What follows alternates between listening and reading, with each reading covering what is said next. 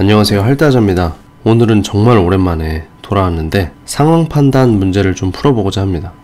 다른 분들처럼 저도 새해 계획을 좀 세워봤는데 올해부터는 유튜브에 조금 더 힘을 쏟아야겠다는 생각이 들더라고요. 제가 책에 있는 내용들을 영상으로 설명하는 것보다는 기출문제를 조금씩이라도 풀어드리는 게 도움이 될 것 같아서 올해부터는 주기적으로 적은 문제수라도 좀 기출문제를 풀어서 올리려고 생각 중입니다. 그런 의미에서 오늘은 2023년 5급 공채 상황 판단 문제를 풀어드리려고 합니다. 그럼 바로 문제 보겠습니다. 1번부터 볼게요. 다음 글을 근거로 판단할 때 옳은 것은? 법조문 문제인데 제가 책에서도 말씀드렸지만 법조문 문제는 발췌독하고 싶게 생기긴 했습니다. 여기서 밑으로 내려가서 여기 선지부터 좀 본다든지 그러고 싶을 수가 있는데 사실 저는 그렇게 해도 별로 얻는 정보가 없더라고요. 그래서 그 시간에 차라리 이 법조문, 본문을 좀 통독을 하시면 좋겠다. 이렇게 쭉 통독을 하시면 좋겠다는 생각을 하고요. 실제로 저는 문제를 그런 식으로 풀었습니다. 그래서 이 문제 역시 통독을 해서 풀어보겠습니다. 동물학대의 금지. 누구든지 동물에 대하여 학대행위를 해서는 아니 된다. 동물학대에 관한 내용이네요. 동물보호센터의 설치 지정 등 지방자치단체의 장은 동물의 구조, 보호조치 등을 위하여 A부 장관이 정하는 기준에 맞는 동물보호센터를 설치 운영할 수 있다. A부 장관은 지방자치단체의 장이 설치 운영하는 동물보호센터의 설치 운영 비용의 전부 또는 일부를 지원할 수 있다. 계속 재량 규정이네요. 할 수 있으면 안 해도 된다는 얘기죠. 지방자치단체의 장은 A부 장관이 정하는 기준에 맞는 기관이나 단체를 동물보호센터로 지정하여 동물의 구조, 보호조치 등을 하게 할 수 있고 이때 소요 비용의 전부 또는 일부를 지원할 수 있다. 제3항에 따른 동물보호센터로 지정받으려는 기관이나 단체는 A부 장관이 정하는 바에 따라 지방자치단체의 장에게 신청해야 된다. 장관이 아니라 지자체 장에게 신청해야 된대요. 요런 거는 조금 유념해야 될 부분입니다. 5항 지자체의 장은 지정된 동물보호센터가 다음 각 호의 어느 하나에 해당하는 경우에는 그 지정을 취소할 수 있다. 다만 제1호에 해당하는 경우에는 지정을 취소하여야 한다. 다 재량인데 1호의 경우에는 기속 규정입니다.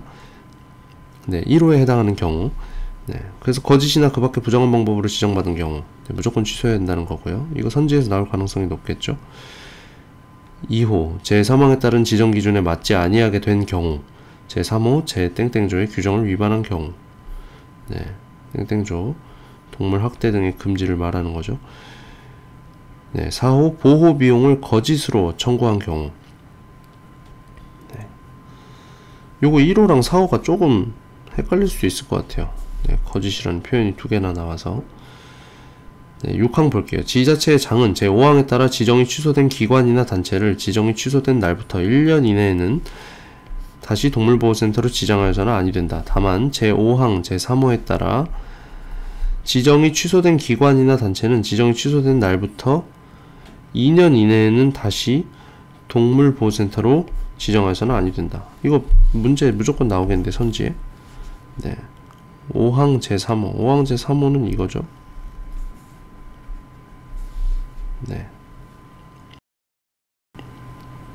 보겠습니다. 1번 선지 A부 장관은 지자체의 장이 지정한 동물보호센터에 보호비용의 일부를 지원하여야 한다. 왜? 하여야 한다? 그런 건 아니었는데 기속재량을 물었죠. 2번 지정된 동물보호센터가 동물을 학대한 사실이 확인된 경우 지방자치단체의 장은 그 지정을 취소하여야 한다. 학대한 경우 땡땡조에 해당하죠. 취소하여야 한다. 아닌데요? 취소할 수 있습니다. 3호이기 때문에 3번 동물보호센터로 지정받고자 하는 기관은 지방자치단체의 장이 정하는 바에 따라 A부 장관에게 신청하여야 한다. 이 부분이죠. 이 부분 A부 장관에게 신청? 아니죠. 지자체 장에게 신청하는 겁니다. 4번 부정한 방법으로 동물보호센터 지정을 받아 그 지정이 취소된 기관은 지정이 취소된 날부터 2년이 지나야 다시 동물보호센터로 지정받을 수 있다. 부정한 방법으로 동물보호센터 지정을 받았다가 지정이 취소된 기관은 이 5항의 1호 여기에 해당하는 거죠. 근데 이 경우에는 1년 이내라고 했어요. 그래서 1년이 지나면 다시 할 수 있습니다. 마지막, 지정된 동물보호센터가 보호비용을 거짓으로 청구한 경우라도 지방자치단체장은 그 지정을 취소해야 하는 것은 아니다. 네, 5번이 맞습니다. 이 역시 기속재량을 가지고 물었고요. 이 법조문 문제, 이 1번 문제 보시면 아시겠지만 이 기속재량이 굉장히 중요합니다. 이 기속은 반드시 뭐뭐 하여야 한다 라는 거고요. 재량은 할 수 있다죠. 기속재량을 가지고 상황 판단에 장난을 많이 치는데 이 문제도 역시 그랬습니다. 그래서 1번 문제 답은 5번이다 이렇게 확인을 했고요. 그 다음 2번 문제로 넘어가겠습니다. 역시 법조문 문제죠. 바로 그냥 읽어볼게요. 소하천의 점용 등 소하천에서 다음 각호의 어느 하나에 해당하는 행위를 하려는 자는 그 소하천을 지정한 시장, 군수 또는 구청장의 허가를 받아야 한다. 그래서 그건 유수의 점용, 토지의 점용, 산출물의 채취, 인공구조물의 신축, 개축 또는 변경. 2항, 관리청은 소하천에 대하여 제1항 제1호에 따른 허가를 한 때에는 그 내용을 A부 장관에게 통보하여야 한다. 지자체장은 A부 장관에게 통보해야 된대요. 네, 그 다음 원상회복 의무 제1항, 소하천 점용 사용 허가를 받은 자는 그 허가가 실효되었거나 점용 또는 사용을 폐지한 경우에는 그 소하천을 원상으로 회복시켜야 한다. 관리청은 필요한 경우 제1항의 원상회복 의무를 면제할 수 있고 면제할 수도 있대요. 이때 그 인공구조물이나 그 밖의 물건은 해당 지방자치단체에 무상으로 귀속된다. 네, 자기가 갖고 싶으면 원상회복 안 시켜도 된다는 거죠. 그 다음 점용료 등의 징수. 관리청은 소하천 점용 사용 허가를 받은 자로부터 유수 및 토지의 점용료, 토석, 모래, 자갈 등 소하천 산출물의 채취료를 징수할 수 있다. 역시 재량입니다. 관리청은 소하천 점용 사용 허가를 받지 아니하고 소하천에서 점용하거나 사용한 자로부터 변상금을 징수할 수 있다. 변상금도 받을 수 있고요. 소하천 점용 사용 허가를 받으려는 자는 수수료를 내야 한다. 근데 이건 기속이죠. 이 부분이 중요할 것 같아요. 네, 수수료를 내야 한대요. 제4항, 관리청은 소하천 점용 사용 허가를 하는 경우로서 다음 각호의 어느 하나에 해당하는 경우에는 점용료 등 또는 수수료를 감면할 수 있다. 수수료도 감면할 수 있어. 이것도 중요한 것 같아요. 수수료는 내야 된다 그랬는데 감면할 수 있어요. 표시를 해두고, 이 경우 점용료 등의 감면 비율은 대통령령으로 정하고 수수료의 감면 비율은 해당 지방자치단체의 조례로 정한다. 복잡하네요. 점용료는 대통령령, 수수료 감면 비율은 자치단체 조례. 이 부분도 좀 중요할 것 같아요. 그 다음 공공용 사업, 그 밖의 공익 목적 비영리 사업인 경우, 비영리 사업, 그러니까 공공용이거나 비영리면 좀 감면이 가능하다는 거고, 재해나 그 밖의 특별한 사정으로 본래의 점용 목적을 달성할 수 없는 경우, 네, 불쌍해서 봐주는 거죠. 네, 1번부터 볼게요. 관리청은 소하천에서의 토석 채취를 허가한 경우 그 내용을 A부 장관에게 통보하여야 한다. 아까도 있었죠? 네, 여기죠. 관리청은 소하천에 대하여 제1항 1호에 따른 허가를 한 때에는 1항 1호 유수의 점용을 한 때에는 통보하여야 한다예요. 네, 토석 채취는 어디에 해당하죠? 토석 채취는 여기에 해당해. 그러면 통보를 해야 되나? 그건 아닌 것 같아요. 그리고 관리청이 소하천에서의 인공구조물 신축 허가를 받은 자에게 원상회복 의무를 면제한 경우 해당 인공구조물은 그 허가를 받은 자에게 귀속된다. 무슨 소리야 이건. 자, 아까 필요한 경우 원상회복 의무를 면제할 수 있다 라고 했는데, 그러면 그 인공구조물 누구 거 되는 거예요? 관리청 거 되는 거죠. 그러니까 관리청이 이 원상회복 의무를 면제시키는 건 뭐냐면, 그 인공구조물 받는데 좀 탐나. 그래서 저거 내 거 해야겠다. 이럴 때 면제해 준다는 거잖아요. 근데 왜 인공구조물을 허가를 받은 자에게 귀속해? 이건 관리청에 귀속되지. 그죠? 그러니까 2번도 아니죠. 3번, 소하천 점용 사용 허가에 따른 점용료 등과 수수료의 각 감면 비율은 해당 지방자치단체 조례로 정한다. 아니? 점용료 등의 감면 비율은 대통령령으로 정한다니까? 네, 그래서 이것도 아니고. 4번, 소하천 점용 사용 허가라는 경우에 재해로 인하여 본래의 점용 목적을 달성할 수 없는 때에는 관리청은 점용료 등을 감면할 수 있다. 이거 맞는 것 같아. 맞는 것 같은데 우선 이렇게 해놓고 5번도 볼게요. 공공용 사업을 위해 소하천 점용 사용 허가를 받지 않고 소하천을 점용한 경우 관리청은 변상금을 감면할 수 있다. 위에서 뭐라 그랬어? 사항에서 점용료 등 또는 수수료를 감면할 수 있다 그랬는데 여기서 이제 중요한 게 뭐냐면 점용료 등이 어디까지 들어가냐 이거야. 그 위에 보세요. 1항에 나오죠. 점용료 등. 이거는 변상금은 포함이 안 돼요. 변상금은 여기 2항에 있잖아. 그러니까 변상금은 지금 감면 대상에 들어가지 않아요. 그러니까 감면할 수 있다는 아닌 거죠.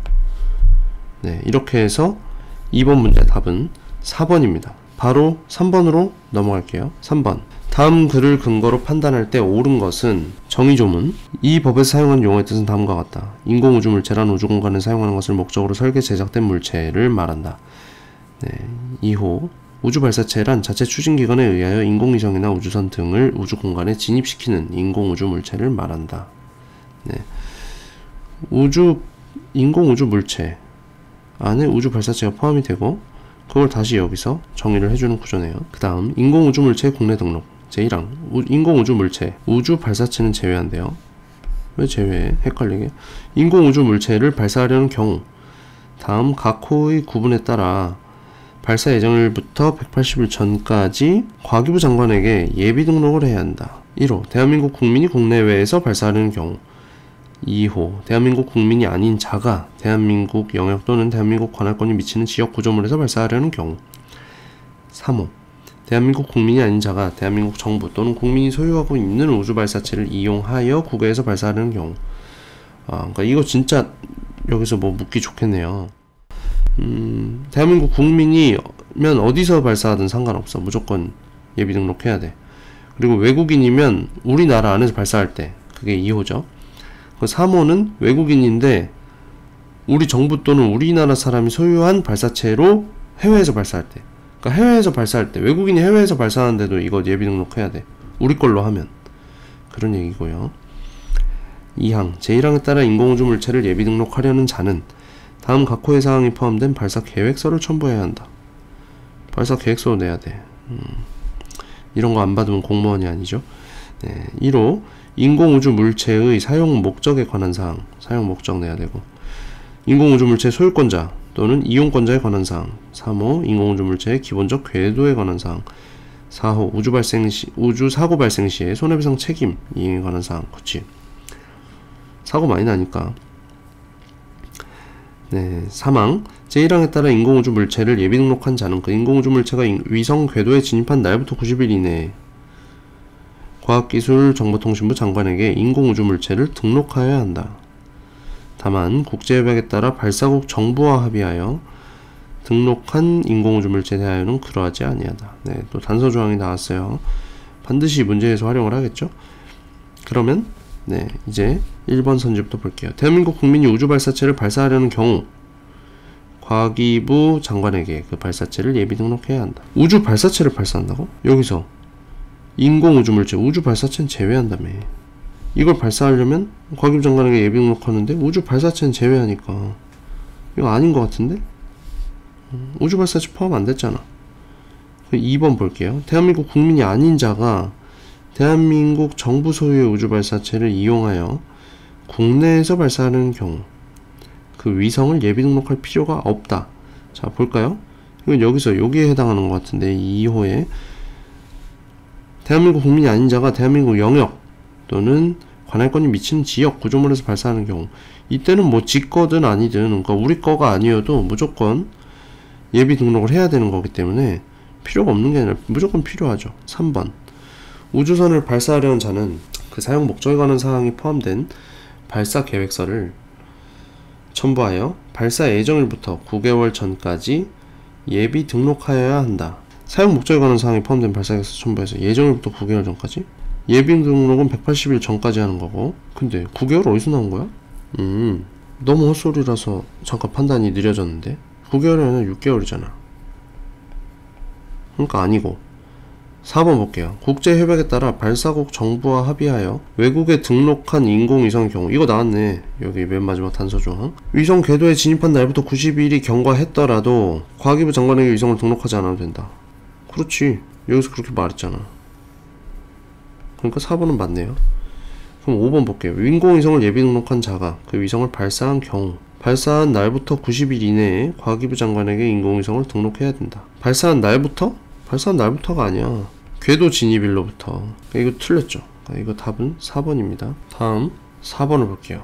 다음 글과 상황을 근거로 판단할 때 옳은 것은 먼저 신고. 식품 판매업을 하려는 자는 영업소 소재지를 관할하는 시장군수구청장에게 신고해야 한다. 그 다음 준수사항. 식품 판매업자는 다음 각 호의 사항을 지켜야 한다. 소비 기한이 경과된 식품을 판매 목적으로 진열 보관하거나 판매하지 말 것. 유통기한 지나고 팔지 말라는 거. 그 다음 식중독 발생 시 보관 또는 사용 중인 식품은 역학조사가 완료될 때까지 폐기하지 않고 원상태로 보존하여야 하며 발생 시 폐기하지 않고 보존해야 되고 식중독 원인 규명을 위한 행위를 방해하지 말 것. 그 다음 2항 관할 시장 등은 식품 판매업자가 제1항을 위반한 경우에는 6개월 이내의 기간을 정하여 그 영업의 전부 또는 일부를 정지하거나 영업소 폐쇄를 명할 수 있다.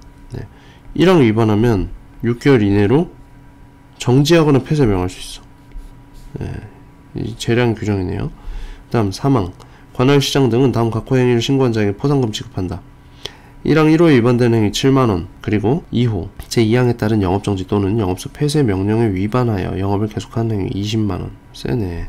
그 다음 제품 교환 등 식품 판매업자는 소비자에게 다음 각 호에 따른 조처를 이행해야 한다. 1호 소비자가 소비기한이 경과한 식품을 구입한 경우 제품 교환 또는 구입과 환급. 2호 소비자가 제1호 식품을 섭취함으로써 신체 부작용이 생긴 경우 치료비 경비 및 일실소득 배상. 그 다음 벌칙. 다음 각 호 어느 하나에 해당하는 식품 판매업자는 3년 이하의 징역 또는 3천만원 이하의 벌금에 처한다. 네, 무겁네요. 이 네모조 1항의 사항을 위반한 경우, 그리고 2호에서는 네모조의 2항의 명령을 위반하여 영업을 계속한 경우.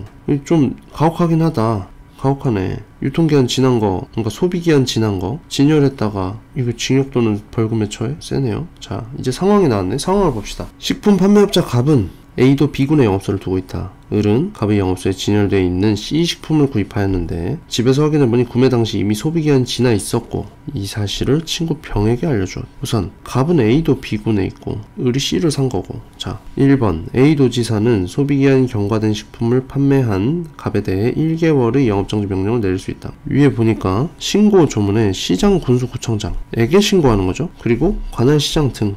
여기 이제 시장군수구청장인 거야. 영업정지를 내릴 수 있는 권한을 가진 자도 시장군수구청장인데 도지사는 내릴 수 없어요. 권한이 없어. 그 다음 2번 갑에 대한 영업정지 또는 영업소 폐쇄 명령 여부에 관계없이 갑은 3년 이하의 징역에 처해질 수 있다. 이거 맞는 것 같은데? 너무 가혹하긴 하지만 영업정지 또는 영업소 폐쇄 명령 여부에 관계없이. 이거 아니야. 그거 맞긴 맞잖아. 근데 다른 것도 좀 봅시다. 이거 맞는 것 같지만 3번 을이 C식품에 대해 제품 교환을 요구하는 경우 갑은 을에게 제품 교환과 함께 구입과 환급을 해줘야 한다. 아니 그건 아니야.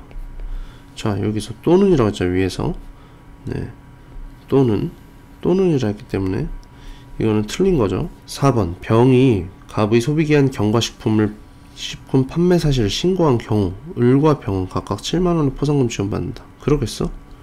신고한 자에게만 포상금 지급한다며. 각호의 행위를 신고한 자에게. 병만 받는 거야. 을이 좀 억울하겠네. 그러니까 을과 병이 아니라 병만 받죠. 5번 을이 C식품의 일부를 먹고 식중독에 걸렸는데 먹다 남은 C식품을 병이 폐기함으로써 식중독 원인 규명이 방해된 경우. 병 뭐야? 병 그 친구잖아. 친구가 폐기한 거니까 친구는 나름 썩은 거니까 버려줄게 이러고 한 건데 일단 병이 500만원 벌금을 받아? 아닐 것 같죠. 봅시다. 위에 준수사항에서 준수사항에 1항의 2호에 해당하는데 요 식중독 발생 시 보관 또는 사용 중인 식품은 폐기하지 않고 원상태로 보존해야 되는데 이게 누구한테 적용되는 의무냐면 제 1항에 나오죠. 식품 판매업자 갑한테만 적용되는 거야. 지금 친구인 병한테는 적용이 안 돼요. 이 병 너무 억울하잖아. 네, 그래서 답은 뭐다? 답은 2번이다. 좀 가혹해 보이지만 2번입니다. 네, 그 4번까지 풀었고요. 한 문제만 더. 5번. 제가 지금 목이 쉬어가고 있는데 다음 글과 상황을 근거로 판단할 때 보기에서 A가 가맹금을 반환해야 하는 것. 반환하는 것.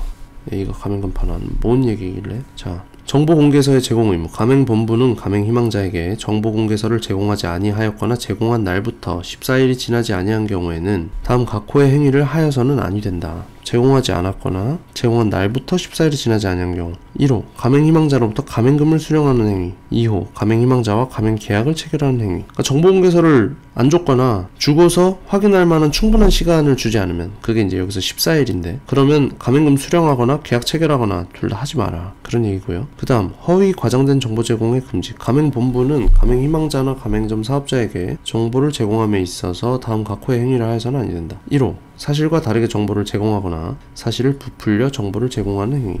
그러니까 거짓말하지 말라는 거고. 2호 계약의 체결 유지에 중대한 영향을 미치는 사실을 은폐하거나 축소하는 방법. 그러니까 거짓말 안돼, 숨기기 안돼, 이런 얘기죠. 자, 그 다음 가맹금의 반환. 가맹본부는 다음 각호의 어느 하나에 해당하는 경우에는 가맹희망자나 가맹점 사업자가 서면으로 요구하면 가맹금을 반환하여야 한다. 서면으로 해야 되네.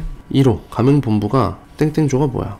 자, 제공 의무죠. 정보공개서 제공 의무를 위반한 경우로서 가맹희망자 또는 가맹점 사업자가 가맹계약 체결 전 또는 가맹계약의 체결 일부터 4개월 이내에, 굉장히 후하네, 이내에 가맹금의 반환을 요구하는 경우. 네, 근데 이건 정보공개서 제공 의무를 위반했을 때예요. 그냥 단순 변심이 아니야. 그 다음 2호 가맹본부가 이 허위 과장된 정보 제공 금지 조항을 위반한 경우로서 가맹희망자가 가맹계약 체결 전에 반환 요구하는 경우. 전에 해야 돼. 이거 왠지 중요할 것 같아, 제 느낌은. 3호 가맹본부가 정당한 사유 없이 가맹사업을 일방적으로 중단하는 경우로서 가맹희망자 또는 가맹사업자가 가맹사업의 중단일부터 4개월 이내에 가맹금 반환을 요구하는 경우. 봅시다. 그래서 상황 가불병은 가맹본부 A에게 지급했던 가맹금 반환을 2023년 2월 27일 서면으로 A에게 요구했다. 우선 서면 요건은 다 지켰네. 보기 기억 2023년 1월 18일 A가 갑에게 정보공개서를 제공하고 23년 1월 30일에 가맹계약을 체결한 경우. 이거 좀 머리 아프네요. A가 반환해야 되는 경우만을 물어봤단 말이에요. 우선 정보공개서는 제공했어. 근데 가맹계약은 1월 30일에 했어. 1월 18일에 줬다며. 1월 30일에 계약 체결하면 12일 지났잖아.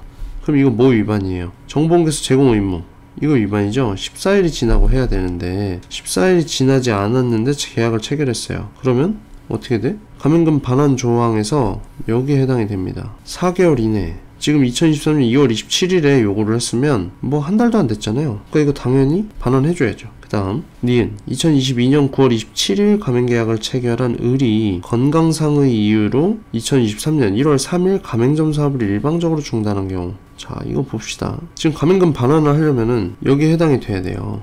가맹금 반환 조항에.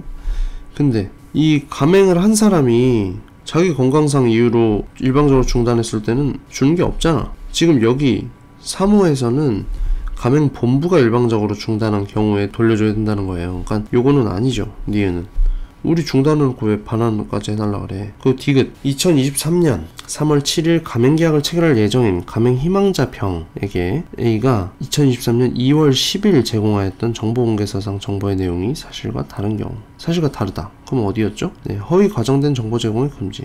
제 2호죠. 뭐 당연히 호가 3개니까 기억, 니은, 디귿 하나씩 해당이 되겠지. 가맹희망자가 체결 전에 요구하는 경우라고 했어. 그럼 지금 체결 전인데? 병이? 그럼 너무 당연히 맞네? 기억, 디귿이네? 네, 이렇게 해서 답은 4번입니다. 지금 오늘 상황판단 5문제 풀어봤는데요. 근데 아무래도 법조문 문제들은 정보가 많기 때문에 어디에 어떤 정보가 있는지 다시 찾아가는 게 매우 중요하고, 그러다 보면 가끔 버퍼링이 걸리기도 합니다. 오늘 5문제를 이렇게 쭉 보면서 사실 문제들은 그렇게 어렵지는 않았던 것 같아요. 근데 여기서 이제 몇 가지 짚어내야 될 포인트들이 있어요. 먼저 법조문은 이 언어논리에서의 단순 지문형보다도 훨씬 내용이 컴팩트하게 많은 정보가 들어가 있고, 그렇기 때문에 이 정보를 빠르게 찾아내는 게 중요합니다. 근데 이게 이 법조문 내용을 먼저 읽지를 않으면, 그러니까 통독을 하지 않으면 선지를 먼저 본다고 해서 정보를 찾을 수 있는 건 아니에요. 법에서 무슨 얘기를 하는지 모르기 때문에. 그래서 제가 방금 문제를 푼 것처럼 이 통독을 하시면서 어느 부분에서 출제자가 장난칠 여지가 있는지, 그리고 이 어느 부분들에서 단서조항, 다만 뭐 이렇게 나오는 부분, 그런 단서조항이 등장하는지도 보시고, 내 상식과 조금 다른 내용이 나올 때도 체크를 해두셔야 됩니다. 아까 4번 문제의 답이 좀 그랬던 것 같아요. 4번 문제에서는 그 답이 2번이었는데 갑에 대한 영업정지 또는 영업소 폐쇄명령 여부에 관계없이 갑은 3년 이하 징역에 처해질 수 있다 그래서 너무 좀 센 느낌이긴 한데 현행법상은 그렇다는 거죠. 네, 그래서 이런 것도 찾으실 수 있어야 됩니다. 네, 오늘은 이렇게 1번부터 5번까지 봤고요. 다음에는 언어논리도 1번부터 5번까지 보고, 올해는 이렇게 5문제씩 묶어서 이 기출문제들을 좀 순차적으로 풀어드릴 예정입니다. 어려운 문제면 저도 굉장히 버벅될 수도 있고, 뭐 풀지 않았으면 좋겠다 이런 평을 내릴 수도 있을 것 같아요. 그래서 최대한 자연스럽게 실제로 제가 어떻게 푸는지를 좀 꾸미지 않고 보여드릴 수 있도록 노력하겠습니다. 오늘 영상 여기까지고요. 지금까지 할 때 하자였습니다. 감사합니다.